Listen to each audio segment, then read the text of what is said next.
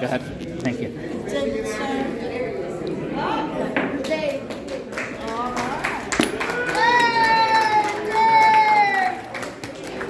it on? Is it on? No, I'm filming him. No, it's all All right.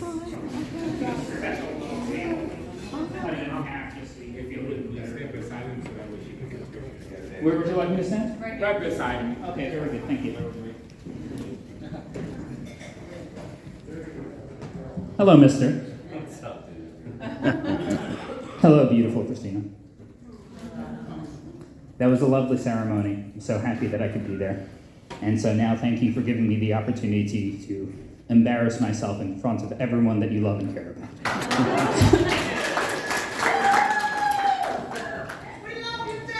Thank you, you just don't know me well enough. It's funny, because I have been trying not to communicate too much with you over these past few months, because I know that you're in touch with everyone. I can only imagine the strain and the stress, so I didn't want to add to it. So what I can say right now is I talked to him yesterday, and I asked him, like, how you holding up? How you feeling? Just to get a general idea. And he was like, I'm 100%, I'm golden, I'm chilling, everything's great. And I thought that maybe it was a little odd, because a lot of people are scared about taking that leap about marriage and what it means. But he didn't feel that way at all. He knew that this was right. He knew that this was what he wanted to do. So earlier today, when they took their vows, and both of them said, I do, there was no fear there. There was no trepidation there. They knew that's what it had to be. So they weren't scared about that. So now I'm the only thing that you have to be scared about. I hope that I don't do too poorly. And after we're done with my speech, the only thing he needs to be worried about is the final invoice he's going to receive.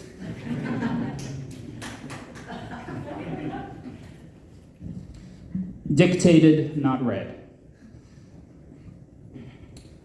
First and foremost, I want to state my love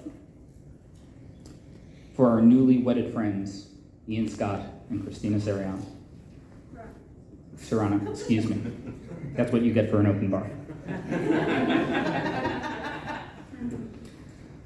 I'm so very happy to be filled in this room with so many wonderful people, as the reason we're all here is to express our love for both of them and the pleasure we feel to be part of their lives and to be able to continue seeing their relationship and now marriage continue to endlessly blossom. So before I continue, please everyone raise a glass and sip your beverage of choice in celebration of the beautiful moment we've all been privileged enough to be a part of. To Ian and Christina.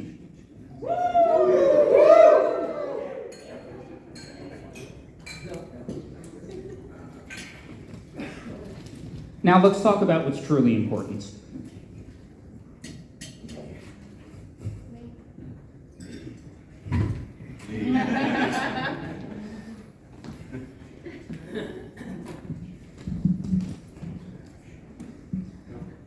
First of all,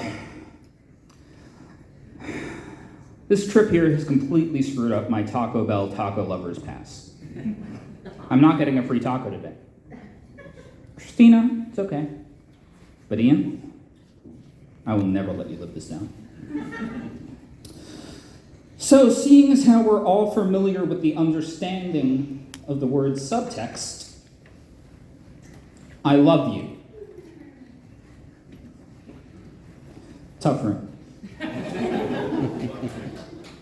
No, it's funny. When I was writing this, I was thinking, I can't say the kind of things that I would think were funny or that he would think are funny. I have to know my audience, and I don't know any of you, so it's take it or leave it. You don't have to see me again if you don't want to. And I was only given a few days to prepare this. That is true. I told you last November. No, you didn't. No, you didn't. No. Well, then I've spent almost an entire year being upset that I wasn't officially asked to be the best man.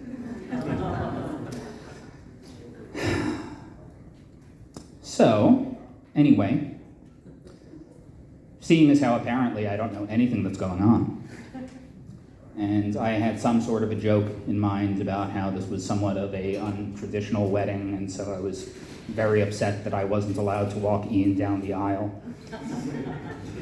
But everything's falling flat, but it's okay. Ian and I have a long and storied history. We met in the 4th grade in a elementary school in Jackson Heights. The school was called PS 69. Unfortunately, we were far too young to appreciate that at the time, but I really do hope that the faculty was getting a kick out of it. I was at a different school briefly at the start of 4th grade, which I had to leave for reasons that I'm not legally allowed to discuss for the next 23 years, so we'll just never mind.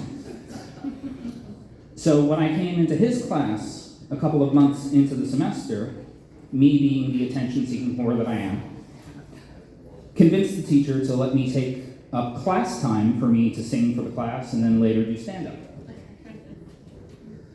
Rightfully so, Ian felt, who the, insert your preferred swear word here, is this, insert your backup, taking time away from my schooling. Originally, Ian did not like me, not at all. So he began getting class time to do his own stand-up routines, sort of in competition to me. So, like all great love stories, our relationship began with nothing but spite.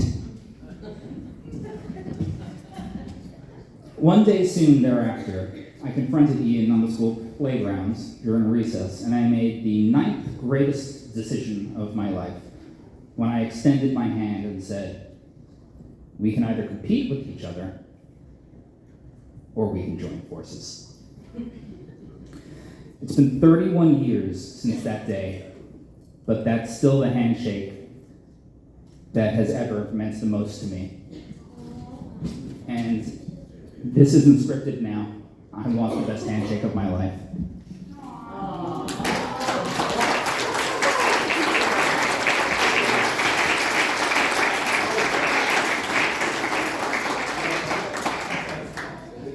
And it's something that I forgot to write, but I made a little note to say something at the end, but now it seems like the most appropriate time. He and I attended 4th and 5th grade together, and I used to go to summer camp every year.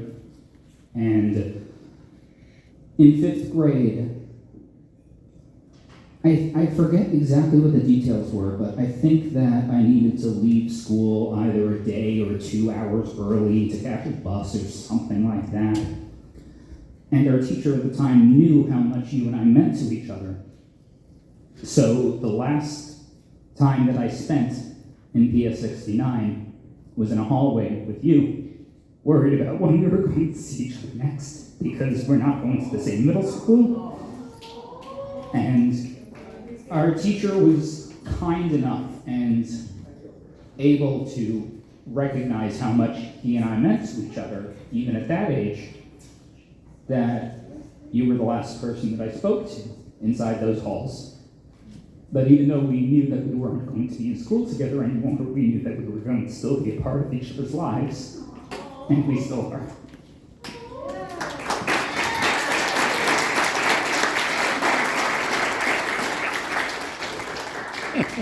Well, I shouldn't have improvised because I've completely screwed up the timing of this next joke, which was I just recently said that the 9th greatest decision that I ever made was shaking his hand and asking him to team up with me.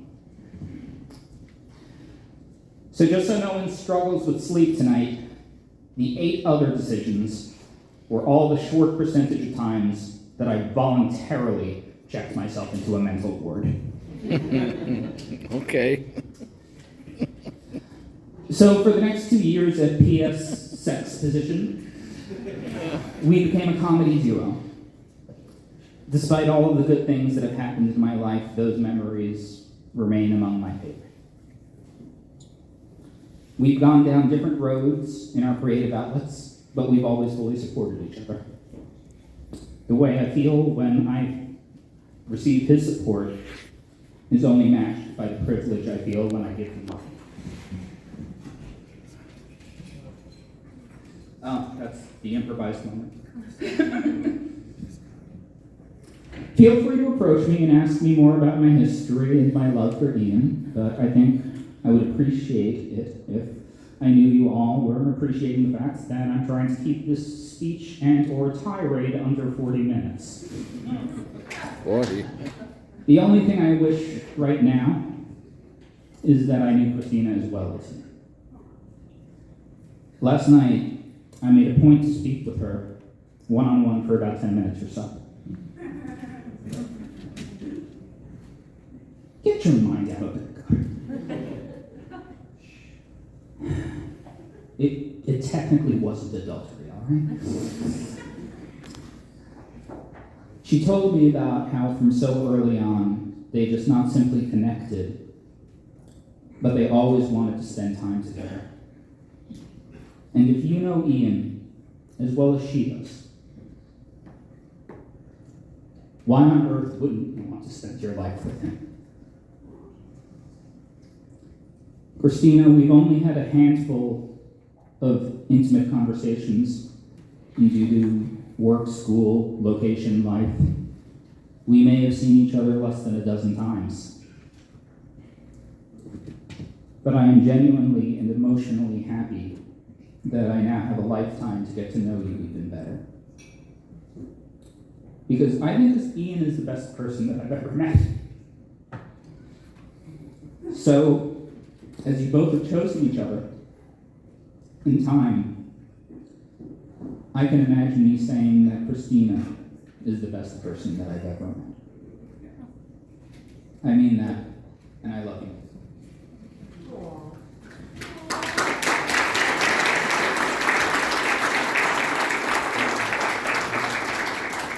Okay, there's no secret third toast. This isn't Passover Seder where you need 4 cups of wine to get through the damn thing. We are here not as an obligation.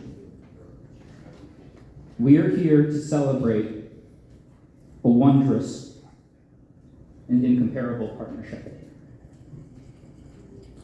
Please raise your glass with me and celebrate a lifetime of health, happiness, communication, support, and love. Congratulations to both of you. Cheers. Yeah. Yeah.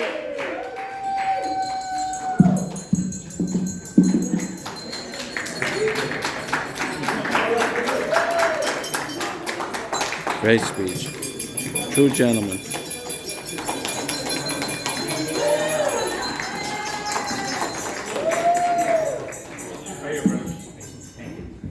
Thank you, Dave. Let's put our hands together for him one more time. And now I'd like to call forward Mr. Glenn Gross.